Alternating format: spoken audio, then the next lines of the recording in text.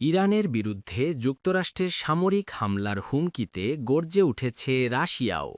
প্রশ্ন উঠছে, ইরানকে ঘিরে কি এবার পুরো মধ্যপ্রাচ্যে ছড়িয়ে পড়বে যুদ্ধের আগুন? ইরানের আগেই কি ইয়েমেনের হুথি বিদ্রোহীদের মুখোমুখি হতে হবে মার্কিন বিমানবাহী রণতরী ইউএসএস আব্রাহাম লিঙ্কনকে? কারণ ইরানের সমর্থনে যুক্তরাষ্ট্রের বিরুদ্ধে সরাসরি হুঁশিয়ারি দিয়েছে ইয়েমেনের হুথি বিদ্রোহীরা। অন্যদিকে চুপ করে নেই রাশিয়াও। মস্কোর দাবি, ইরানে হামলা চালানো হলে পুরো মধ্যপ্রাচ্য অস্থিতিশীল হয়ে পড়বে। এত আন্তর্জাতিক চাপের পরও কি শেষ পর্যন্ত ইরানে হামলার পথে হাঁটবে যুক্তরাষ্ট্র? সেই প্রশ্নই এখন ঘুরপাক খাচ্ছে।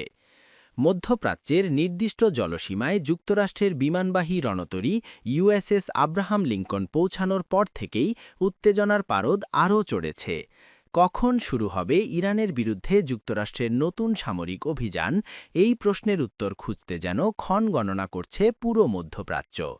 এমন পরিস্থিতির মাঝেই গুঞ্জন উঠেছে, ইরানের শীর্ষ সামরিক কর্মকর্তাদের পরামর্শে দেশটির সর্বোচ্চ ধর্মীয় নেতা আয়াতুল্লাহ আলী খামেনি নিরাপদ গোপন আশ্রয়ে অবস্থান করছেন। যদিও এ বিষয়ে আনুষ্ঠানিকভাবে কিছু জানায়নি তেহরান।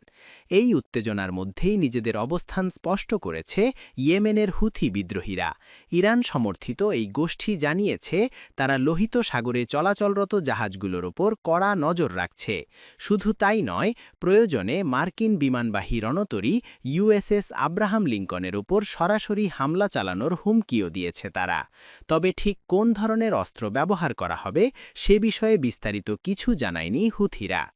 ২৬ জানুয়ারি এক প্রতিবেদনে বিষয়টি নিশ্চিত করেছে যুক্তরাজ্য-ভিত্তিক সংবাদ মাধ্যম ইরান ইন্টারন্যাশনাল। এদিকে ইরান যখন ক্রমবর্ধমান চাপের মুখে, তখন কূটনৈতিকভাবে দেশটির পাশে দাঁড়িয়েছে রাশিয়া।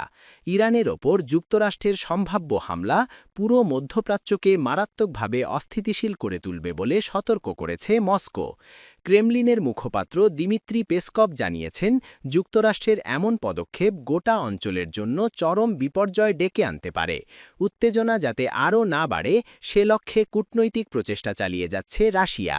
তবে প্রশ্ন থেকেই যাচ্ছে, যুদ্ধের জন্য ইরান আসলে কতটা প্রস্তুত? বিমানবাহী রণতরী কিংবা মার্কিন প্রেসিডেন্ট ডোনাল্ড ট্রাম্পের হুমকিকে খুব একটা গুরুত্ব দিচ্ছে না বলে ইঙ্গিত দিয়েছে তেহরান। যদিও যুদ্ধ প্রস্তুতিতে কোনো ঘাটতি রাখছে না ইরান। দেশটির পররাষ্ট্র মন্ত্রণালয়ের মুখপাত্র ইসমাইল বাঘাই জানিয়েছেন, ইরানের অবস্থান পরিষ্কার, তারা যুদ্ধ চায় না এবং কূটনীতি ও আলোচনার মাধ্যমেই সমস্যার সমাধানে বিশ্বাস করে। তবে শত্রুর আগ্রাসনের মুখে ইরান সর্বশক্তি নিয়ে আত্মরক্ষায় প্রস্তুত থাকবে বলেও হুঁশিয়ারি দেন তিনি।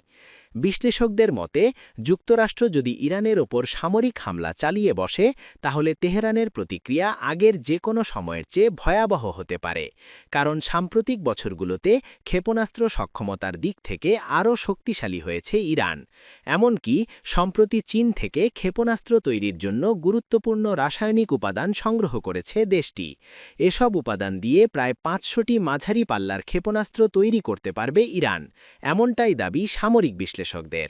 সব মিলিয়ে ইরান, যুক্তরাষ্ট্র, রাশিয়া এবং হুথি বিদ্রোহীদের হুমকি পাল্টা হুমকিতে মধ্যপ্রাচ্য এখন এক ভয়ঙ্কর অনিশ্চয়তার মুখে দাঁড়িয়ে। সামান্য একটি ভুল সিদ্ধান্তই পুরো অঞ্চলকে ঠেলে দিতে পারে বড় ধরনের যুদ্ধের দিকে।